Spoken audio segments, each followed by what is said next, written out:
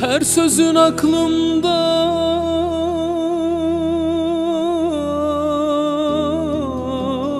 senden hatıra.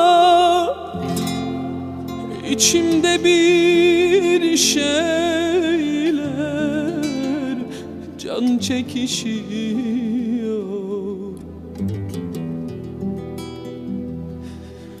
Yenildim sonunda, bu sona yazar. Baharı beklerken gülüm soluyor.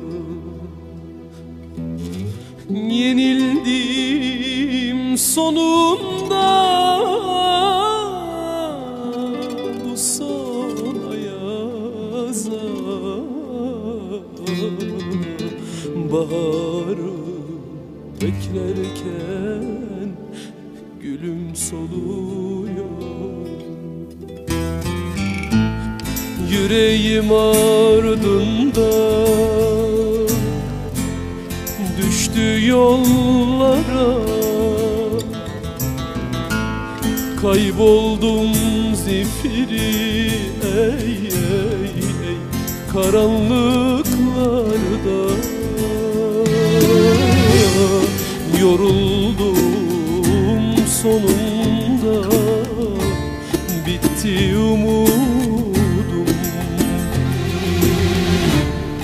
Vurdum kendimi yalnızlıklara.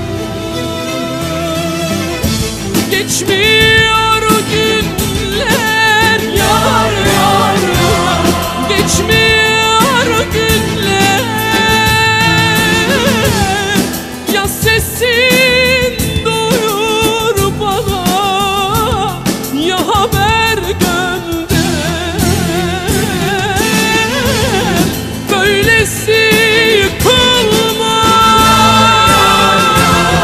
böyle yanmazdım. Unutur seni giderdim, vurmasa unutur seni giderdim, vurmasa.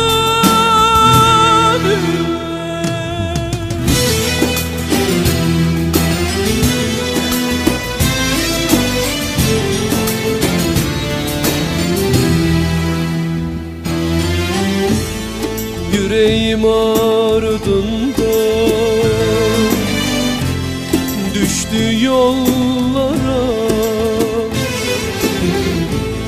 Kayboldum zifiri, ey ey ey karanlıklarda. Yoruldum sonunda, bitti umudum.